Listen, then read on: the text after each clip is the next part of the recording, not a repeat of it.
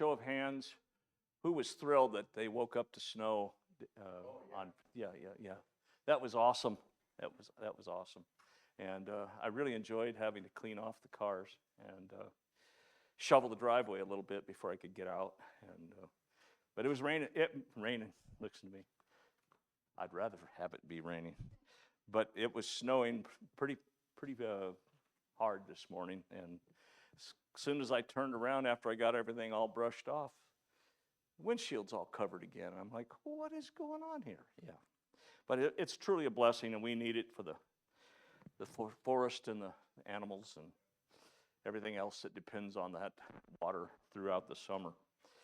So, recall last week we had our lesson number 10, and it was covering the 21st chapter of Genesis. And Abraham was a happy man. He got a baby out of this whole thing. Suddenly he has an Isaac. And recall that Isaac means laughter. And there's a good reason why the Lord instructed him to name Isaac Laughter, because that was to remind he and Sarah for the rest of their lives just how he had fulfilled his promise to them and that they laughed about it with him.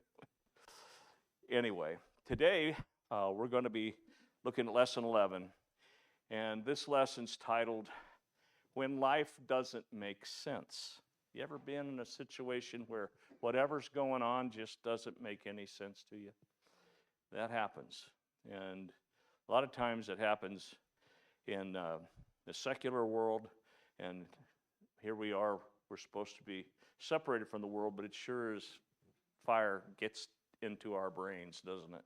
We get frustrated and we think, well, this just doesn't make any sense. Well, it does, really, if you think about it. So today we're going to be in Genesis 22, and the verses 1 through 24 are the core of the material that the lesson is going to cover. Now, sometimes life just doesn't make sense to us. Following the incredible despair and stress that he had faced when the Lord told him to send Ishmael away, remember, that's kind of rough. You got a kid that you've had for 16 years, you're kind of attached to him, I would think. He was his flesh. But the Lord told him, this is not the son of promise. So you've got to get him out and send him on his way. Abraham had several years of peace and tranquility after he had sent Hagar and Ishmael back away. And his relationship with God apparently grew, as did his love and affection for Isaac. In the last episode of his life, and I thought that was rather a strange word when I wrote it down here. It's not a TV episode, but it's the part of his life that's he had an episodic life, let's face it. There were kind of channels that hit in at every point that resulted in him learning something that was valuable to him and to us. Abraham got to know the Lord as the everlasting God. Do you remember that in last week's lesson? It was in Genesis 21:33. That's the first time the word everlasting God was used. Those words were used in this context in the Bible. The God who is eternally the same. Who here believes God is eternally the same? We better all raise our hand, right? That's exactly right. Because he is. He can't change himself. He's eternal. He's what he is, and that's what makes us basically need him, because he can help us with those problems that we have in our lives. Therefore, Abraham now knows he can always count on God to do what he has promised. Didn't seem like it during that 25-year span where he first mentioned, I'm going to give you this boy that's going to make a mighty nation out of him. Where you at, Lord? 25 years. But he does know that he can always count on God to do what he has promised. Now God is going to ask Abraham to do something that will take incredible faith because it makes no sense. When life doesn't make sense, we need to do three things, and that's what this core of this lesson is about. Let's go to the Lord in prayer. Father, we come to you, Lord, just so grateful to be in your house again, and so grateful for your word. Lord, you just give us so much to learn and so much wisdom that we can glean from your word. Lord, just have us listen closely to the words, the verses of your word today, Lord, and have them bear fruit in our lives. And we ask all of these things as we go into the lesson in your Son's precious and holy name. Amen. All right, so the first thing we got to do is whenever we're presented with a situation that doesn't make sense, is we got to go where the Lord guides us. This is Genesis 22, 1 through 8. Now that God has told Abraham to send Ishmael away, the stage is set for the supreme test of his faith. And I imagine you all already have a clue as to what this is. It's very important to keep this passage, though, in context. In Genesis 22:1, we read, "And it came to pass after these things that God did tempt Abraham." Imagine that. Now, where have you heard a context that you can think of off the top of your head where God is a tempter? But that's what it says happened here. God did tempt Abraham and said unto him, "Abraham?" And he said, "Behold, here I am." Behold me. That's basically what that means there. And the word tempt in this context means to test. It's pronounced, the word was nasa, means to test. So this story is a test of Abraham's faith. It reminds us a growing faith requires testing. When God tests our faith, it stretches and grows. You ever notice that's the same thing with the children you're raising? Yeah. They have to be challenged. They have to be stretched. They cannot grow correctly without things being done that stretch their abilities and their mental capacity. This is all presented in this context. When God is now going to stretch Abraham's faith to the limit. And the Bible tells us in James 1:3, "Knowing this, that the trying of your faith worketh patience." So Abraham's got to be becoming one of the most patient men in history with the things that he has been asked to do. What is the result of patience finishing its work within us?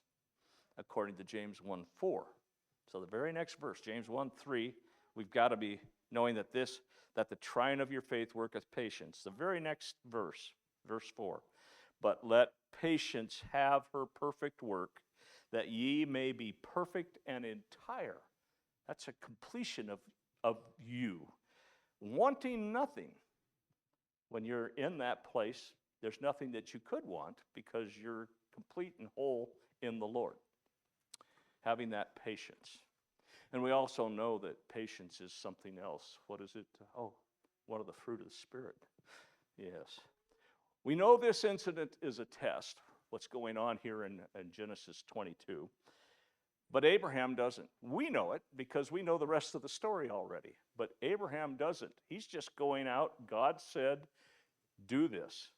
God tells Abraham in Genesis 22:2, "And he said, Take now thy son, thine only son, Isaac." Wait a minute. There's another son here, isn't there? Ishmael. "But whom thou lovest, and get thee into the land of Moriah, and offer him there for a burnt offering upon one of the mountains which I will tell thee of." It's significant. God says Isaac is Abraham's only son. Popped right into my head when I read the verse. I went, that there's Ishmael. We just talked about him. Ishmael was Abraham's son through Hagar, but Isaac is the only son Abraham had that was the son of promise. You recall that? God made that promise to Abraham. Sarah and he not having faith enough led to the creation of Ishmael. And that's the problem with Ishmael. He's going to be wild. He's not going to be the obedient son and the son of promise that God promised to Abraham. God is therefore asking the aged patriarch to sacrifice his only son of promise. This kind of sounds like another story I know in the Bible. God is therefore asking the son of miraculous him to sacrifice this son of miraculous conception. It's pretty miraculous. She was 90 years old, wasn't she? That's pretty miraculous. He's also asking him to sacrifice this son in whom rests all of his hopes from the promise that God had made to him, his dreams, and the fulfillment of God's promise. God's request doesn't make any sense, does it? Why would he ask you to sacrifice that son? Well, it's important for us to realize, and that we'll be covering that in full in this lesson. There is no earthly way in Abraham's mind to harmonize this with God's previous promises. How does he, in the flesh, do that? He just knows God told him he needs to do this. This is an important verse in which we use our old friend, the rule of first mention. You guys have heard me mention that before. God is there. The rule of interpretation says the first time a word, a phrase, a place, or event is mentioned in the Bible, that holds the key to understanding it elsewhere in the Bible. So that's going to be applicable as well.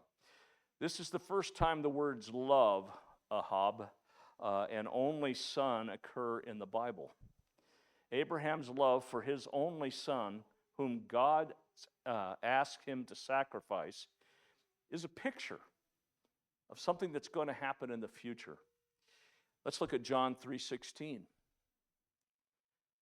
And this is what God is asking Abraham to do as a picture of what he does later with Jesus.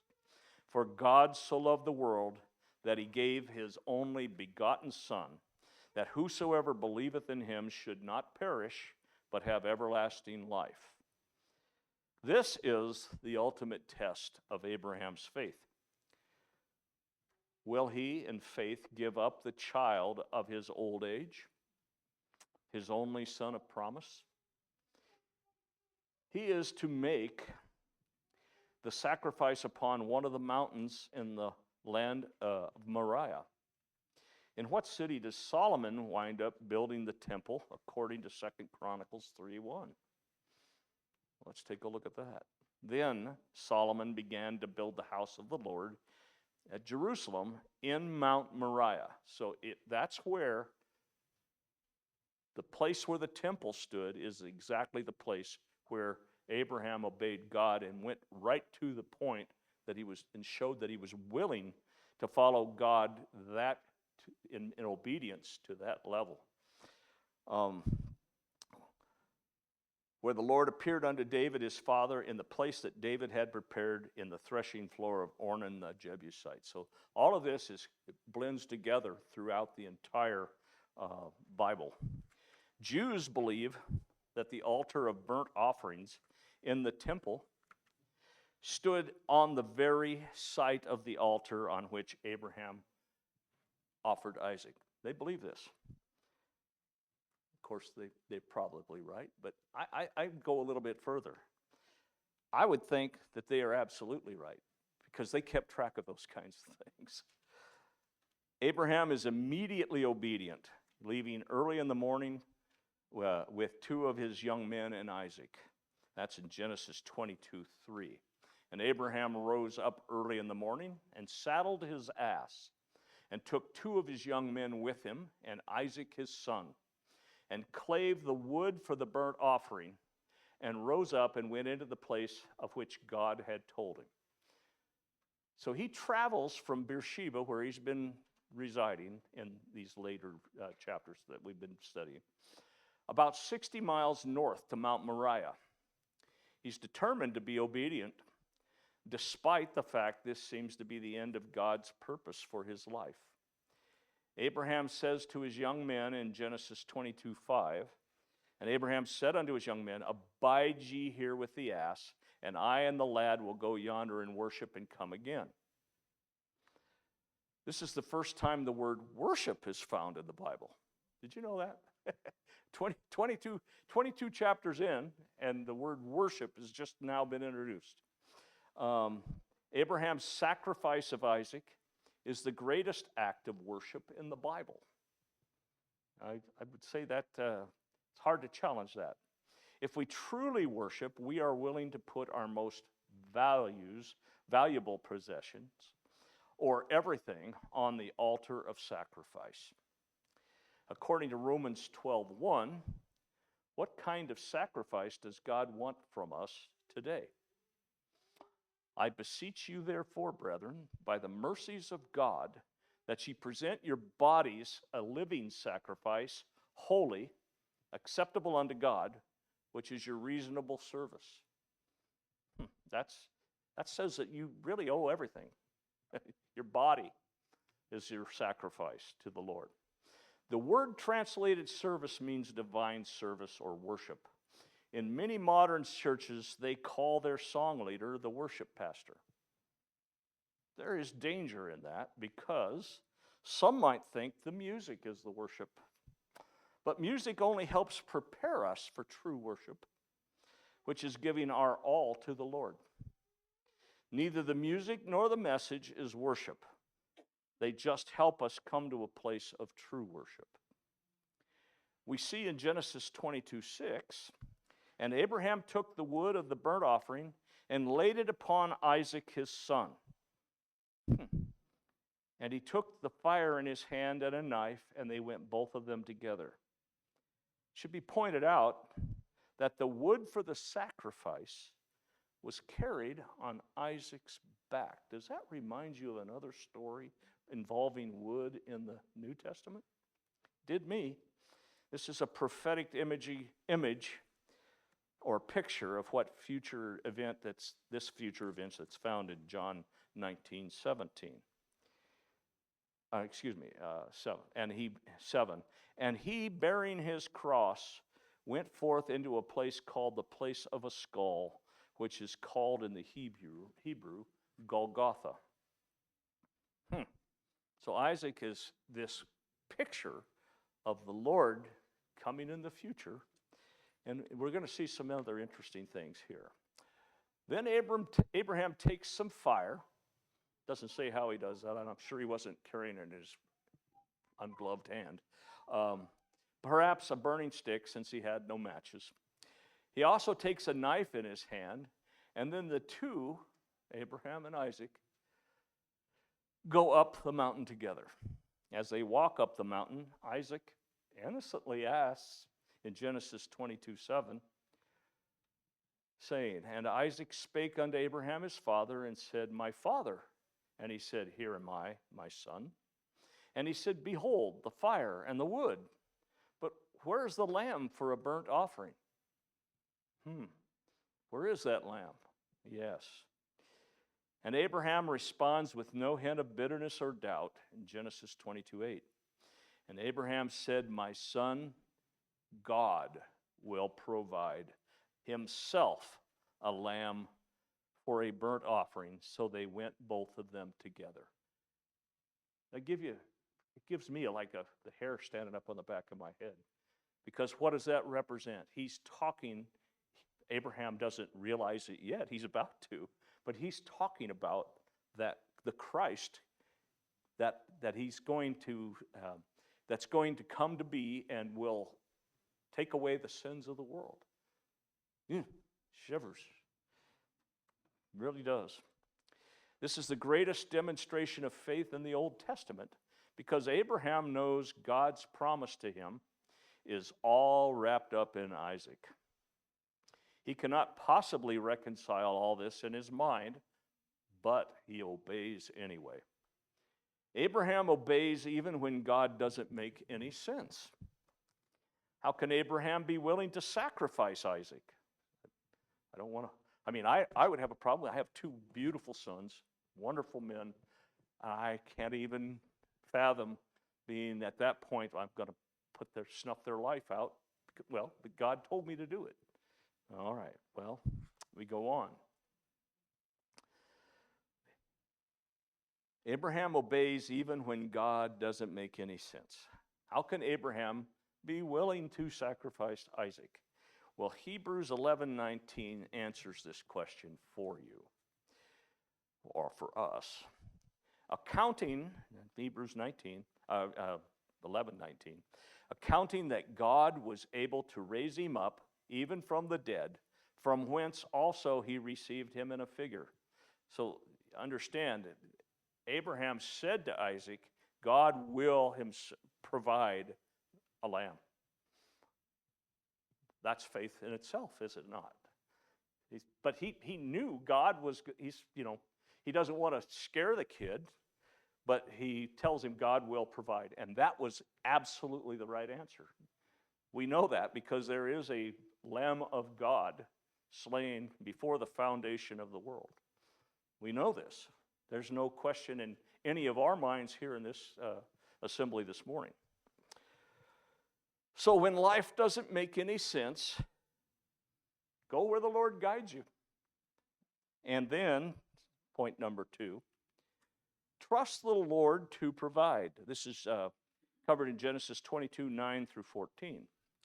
So we read in Genesis 22:9 and 10, and they came to the place which God had told him of, and Abraham built an altar there and laid the wood in order. Then this is something that, again, he binds Isaac, his son. He's tied up. He's attached to this altar. And laid him on the altar upon the wood. Now, by this point, the young man's got to be thinking, there's a fish afloat here someplace. Something's happening here. And Abraham stretched forth his hand and took the knife to slay his son. After building the altar and binding Isaac to it, Abraham stands over Isaac with his knife raised to sacrifice his only son of promise. The angel of the Lord then calls out to him by name and says, and this is 22:11 and 12, and the angel of the Lord called unto him out of heaven and said, Abraham, Abraham. And he said, Here am I. And he said, Lay not thine hand upon the lad, neither do thou anything unto him. For now I know that thou fearest God, seeing thou hast not withheld thy son, thine only son, from me. Man, God has this plan, and he knows that he's going to sacrifice his only son for us. That's the only hope we have. From God's perspective, Abraham has already offered his son because he sees Abraham's heart. Nobody else can see our hearts. We know God can. In 1 Samuel 16:7, it puts it like this, But the Lord said unto Samuel, Look not on his countenance or on the height of his stature, because I have refused him. For the Lord seeth not as a man seeth. For man looketh on the outward appearance, but the Lord looketh on the heart. God could see Abraham's heart. In this experience, Abraham sees something no person would ever see or understand until the life of Christ. So in Genesis 22:13, Abraham looks up, lifted up his eyes, and looked, and behold him behind him a ram caught in a thicket by his horns. And Abraham went and took the ram and offered him up for a burnt offering in the stead of his own son. Well, that sounds like substitutional sacrifice. I've heard that someplace, Pastor. That's the whole point. And this is a picture of that sacrifice that's going to be made maybe 2,500 years in the future or at this point. but it's going to be made on the cross. What does Jesus say to the Jews about Abraham in John 8:56? We read there, "Your father Abraham rejoiced to see my day." He's talking about this place on the mountain, and he saw it and was glad. He told Isaac, God will provide the sacrifice. And then when he's on the very precipice of snuffing the life of Isaac out, God provides the sacrifice. That's the only hope any of us have, is through that substitutional sacrifice, because we can't do it for ourselves. When Abraham is about to sacrifice Isaac on Mount Moriah, or perhaps sometime later, he can see the day of Christ. He cannot understand the implications or details, but he sees Christ's day. Abraham believes God can raise the dead. Some 2,500 years before he raises Jesus, the ultimate sacrifice for sin, from the dead. That's the reason Jesus says Abraham saw his day and was glad. In the experience on Mount Moriah, because of the Lord's intervention, Abraham calls, after that experience, he calls the place Jehovah Jireh. Genesis 22:14, this is found. And Abraham called the name of that place Jehovah Jireh, as it is said to this day, in the mount of the Lord it shall be seen. That is, the Lord will see or provide. Jehovah Jireh, a transliteration of this Hebrew name for God, is future tense, showing Abraham is not merely thinking of his own experience, but the Lord will provide for the needs of all his people. All of us have our Mount Moriahs, where we must be willing to give up things that might squeeze God's purpose out of our lives. It might be a person, a possession, a passion that we have, a plan, or whatever. Like Abraham, we may not be required to give it up, but we must make a clear commitment that it will always be second to God. When God calls each of us to our own Mount Moriah to make sacrifice for him, he will provide everything we need. There is a wonderful old saying that reads, wherever the Lord guides, he will provide. How does Jesus express this principle? In Matthew 6:33.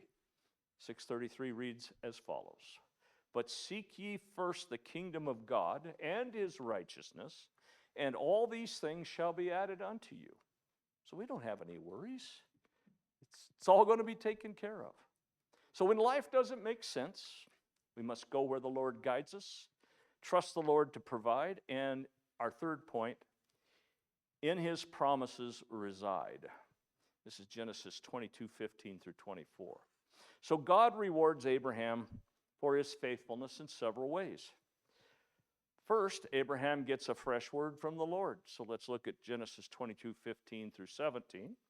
And the angel of the Lord called unto Abraham out of heaven the second time, and said, by myself have I sworn, saith the Lord, for because thou hast done this thing, and hast not withheld thy son, thine only son, that in blessing I will bless thee, and in multiplying I will multiply thy seed as the stars of the heaven, and as the sand which is upon the seashore, and thy seed shall possess the gate of his enemies. This promise would be fulfilled during the conquest of Canaan.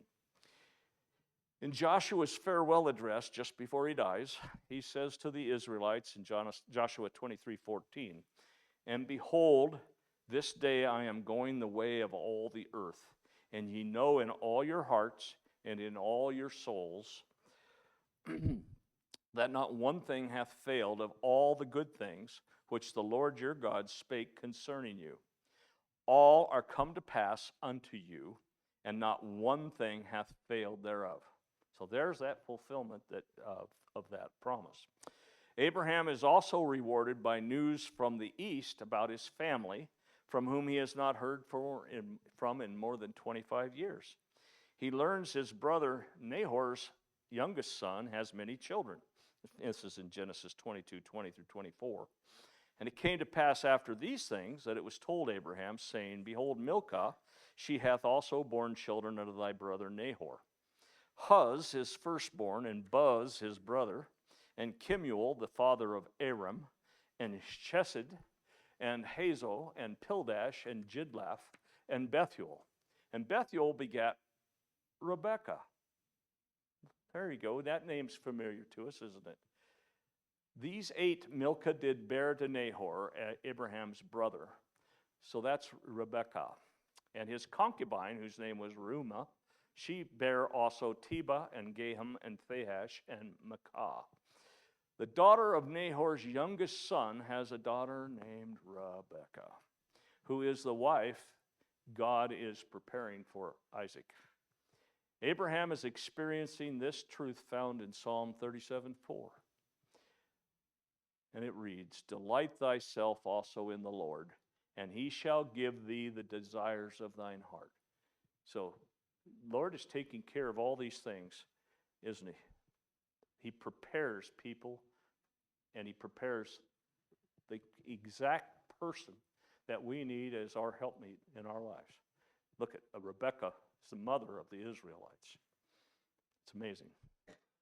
In review, remember, when life doesn't make any sense, go do these 3 things. Go where the Lord guides, trust the Lord to provide, and in his promises reside. Now, next Sunday, we continue with the 12th lesson in our series. And the 12th lesson is titled Help for Traumatic Times. If you want to study ahead, Genesis 23, 1 through 20. Let's go to the Lord in prayer.